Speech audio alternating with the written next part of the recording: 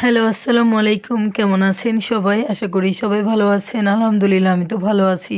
চলে আসছি নতুন একটা ব্লগ নিয়ে। তো এখানে হচ্ছে আমি রান্নাবান্না করব। তো এখানে প্রথমেই মুরগির পা, তারপর হচ্ছে সব কিছু গিলা কলি যেগুলো ভিজায় নিয়েছি এগুলো রান্না করব। আর এখানে হচ্ছে ওই যে লইট্টা শুটকিটা দেখলেন টেলে নিয়েছি। এখন আমি হচ্ছে গরম পানি দিয়ে লবণ দিয়ে ফ্রেশ করে ধুয়ে নিব। আজকে হচ্ছে লইট্টা শুটকি দিয়ে বেগুন দিয়ে আলু দিয়ে রান্না করব। এটা আমার অনেক বেশি পছন্দের একটা তরকারি। তো কে কে লইট্টা শুটকি দিয়ে বেগুন দিয়ে পছন্দ করেন কমেন্ট করে জানাবেন।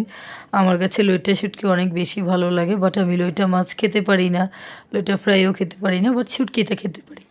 শুটকিটা অনেক বেশি পছন্দ।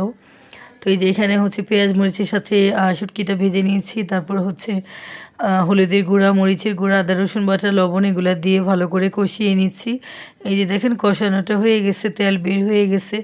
এখন হচ্ছে আমি বেগুন আলু এগুলো হচ্ছে দিয়ে দিব, দিয়ে দেন হচ্ছে সুন্দর করে কষিয়ে নিব ভালো করে। তারপর হচ্ছে আমি রান্নাটা শেষ করব। অ্যান্ড দেন হচ্ছে এখানে মুরগির গিলা কলিজা পা এগুলোও আমি রান্না করে ফেলেছি, যদিও আনফর্চুনেটলি ভিডিওটা করতে ভুলে গিয়েছিলাম। তো এই হচ্ছে আমার আজকের ফাইনাল রান্নার লুক। তো কেমন হয়েছে কমেন্ট করে জানাবেন।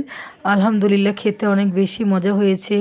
আমার ভিডিওটা ভালো লাগলে লাইক কমেন্ট শেয়ার করবেন, অ্যান্ড আমার ইউটিউব চ্যানেলটা সাবস্ক্রাইব করবেন, অ্যান্ড ফেসবুক পেজটা ফলো করে দিবেন। তো আল্লাহ হাফিজ সবাইকে। সবাই ভালো থাকবেন, সুস্থ থাকবেন।